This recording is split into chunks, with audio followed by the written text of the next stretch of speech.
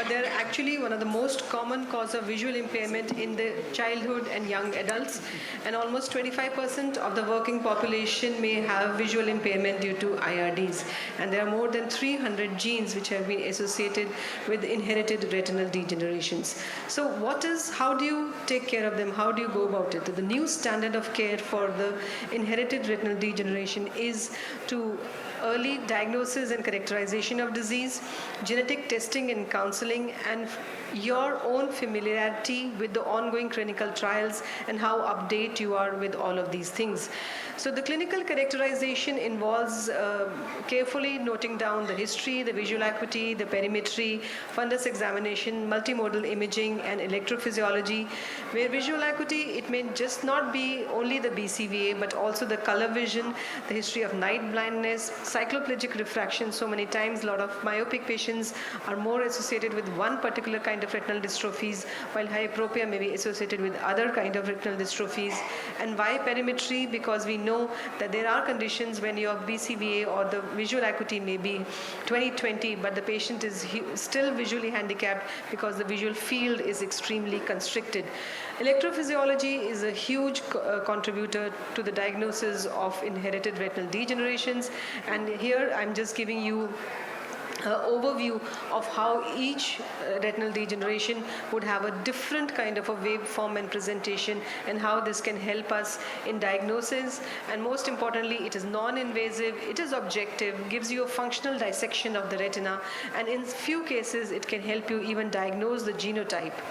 Wide field fundus photography is vital now because a lot of these dystrophies will actually start in the periphery. So just a posterior pole photograph, you can see if you only photograph at the posterior pole, you probably will miss out on this very important finding, which is a well-demarcated peripheral area. This is a Mirante image showing you macular atrophy as well as a well-defined area of peripheral atrophy. This is shown only on a wide field photograph.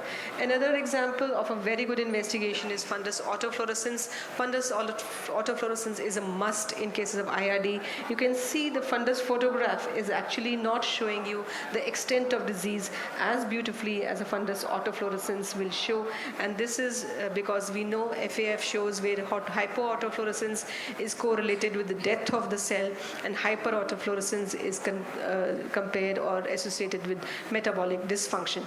Sometimes autofluorescence can give you this pattern. So this is such a beautiful example where you see that the underlying gene is ABCA4 mutation, but typically it has peripapillary sparing of the RPE, and this is a hallmark of any retinal dystrophy which is caused by underlying defect by ABCA4. So the photograph can give you the clue. Fundus photograph and autofluorescence correlates very beautifully with OCT as well. You can see this ring of hyperautofluorescence can actually mark the boundary of the diseased area from the dying area. So this can show you that this is where the disease is now progressing. In cases of cone dystrophy, this ring goes on becoming larger and larger. In cases of retinitis pigmentosa, it goes on becoming smaller and smaller, and as it goes smaller, the tunnel vision becomes lesser and lesser. So this autofluorescence can be extremely important. Another example, this is a case of Optos photograph of a patient with X-linked retinoschisis. You can see the difference between this patient and this. Here, the autofluorescence is almost completely dark, which shows that the split has involved the macula as well. So very poor prognosis. Even if you do surgery and put the schisis down, patient is not going to improve visually. So this is what I discussed, that this area of ring of hyperfluorescence will correlate with the area of preserved ellipsoid in patients with RP. This again, OCT is almost like a spotter here that you can diagnose very well. The moment you see this kind of a shaggy photoreceptors, bilaterally symmetrical disease, you know you are dealing with a vitelliform kind of a pathology. And then the prognosis. So how does it help in prognosis? It shows us that disorganization is a poor hallmark, that the visual acuity will be poor. It can pick up macular edema. Almost 30% of patients with retinitis pigmentosa can have macular edema, and this is easily picked up. Presence of hyperreflective foci are known to be associated with poor prognosis of visual acuity. The classification of genetic diseases can be done on the basis of OCT. KCNV2 2 is a kind of cone dystrophy, which can be classified. You can see earlier there is a very small area of focal disruption, and then almost this lacuna starts appearing. This is followed by extreme atrophy. So this is OCT-based classification. As I said, macular edema can be present in autosomal dominant PRPF31, and this knowledge is very important. This one was referred to us for macular hole surgery, and when I did the OCT and I did the fundus photograph, I knew this was not normal fundus, and on diagnosis and genetic testing, patient was seen to have autosomal dominant RP due to PRPF6 mutation. Good phenotyping with good ERG can actually pinpoint the underlying genetic defect in definitely 2 genes. One is NR2E3 gene mutation, which causes enhanced S-cone, and the second is KCNV2, where these typical supernormal responses of combined response. One of the only dystrophies where you will have supernormal responses in presence of a poor visual acuity. So this is where it can be important. So once you have such a good phenotyping, what is the role of genetic testing? So most important, when a patient of IRD is there, you must do a family history, try to make a family pedigree to distinguish whether it is autosomal recessive, dominant, X-linked, or recessive or X-linked dominant. But whatever deep phenotyping you do, there are more than 300 genes which can cause IRD. So unless you test for them, you will not know which one is which. And this is the new standard of care. The AAO, the American Academy Task Force, has released a position almost since 2016 that all monogenetic diseases such as RP and Stargardt's must undergo genetic testing, and especially with the approval of Luxturna for LCA, these patients of LCA and RP should undergo testing, so that whatever trials are undergoing, if the patient wants to get enrolled into them, they should be tested for this. So once you try to do the testing, I'll go a little slow here because probably this area is a little new to a lot of us. There are 2-3 types of tests you can do. If you are thinking of RP65, okay, just let me see whether this patient of LCA has RP65. So you could order that I want to look for RP65. So that kind of testing can also be done. But for that, you need a working diagnosis. You must be very clear in your head that this is probably an RP65 gene defect which is causing it.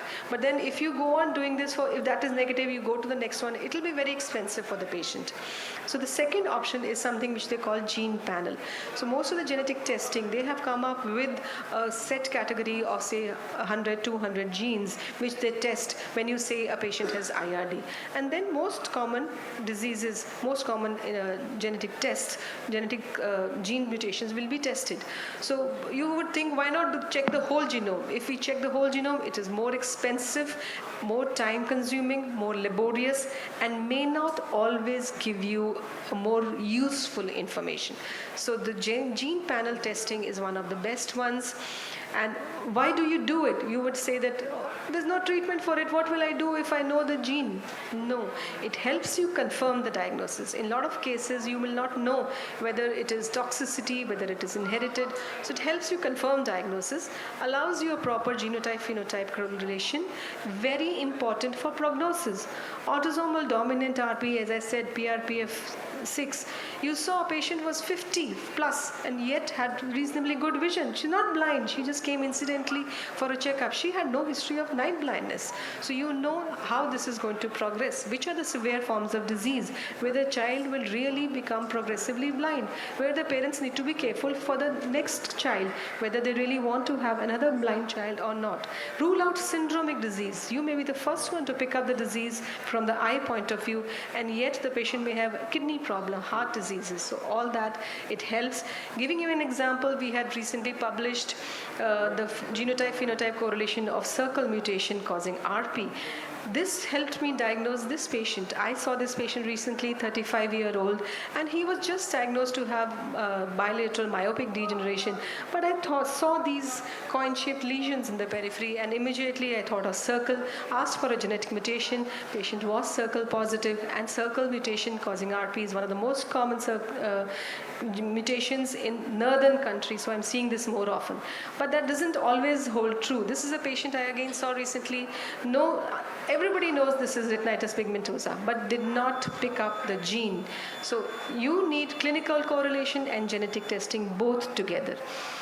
So these are just some few examples. I think because of paucity of time, I'll just quickly wrap up. So this is another, as I discussed, it is useful to tell us the underlying syndrome. But then you may have Best disease, one single mutation causing various spectrum, and it may not always, it can be benign, something like vitelliform, or it may be autosomal recessive bestourinopathy, which can be visually blinding. We all know ABCA4 can give you Stargardt's, ABCA4 can give you cone rod dystrophy, it can give you retinitis pigmentosa as well. Then there is something called phenocopies.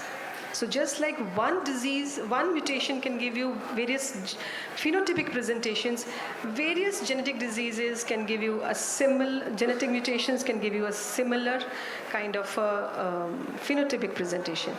X-linked retinoschisis, highly phenotypic. We know we have milder varieties, we have severer varieties, and then here, whether it's a missense mutation, kind of mutation will probably help.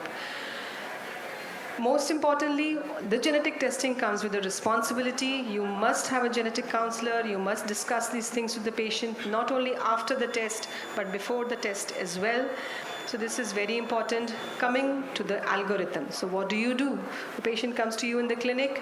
I think from my talk, now you should be clear with the algorithm. You take the history, you do a detailed clinical examination, and then multimodal imaging, functional assessment, multimodal imaging, wide field imaging, FAF, OCT. So these will help you diagnose, these will help you know the prognosis and the progression. And similarly, functional assessment, full field ERG may not help you with progression, so you may have to do multifocal ERG or a newer test called FST.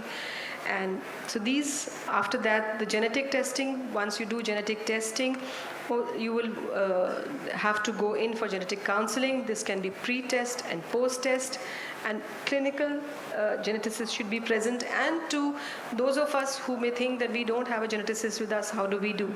Even a telephone-based genetic counseling is acceptable. So you can have a virtual counseling also done for the patient. So to conclude, deep phenotyping is necessary, but genetic testing is also important, and establishing a genotype-phenotype correlation is extremely useful as new therapies come in.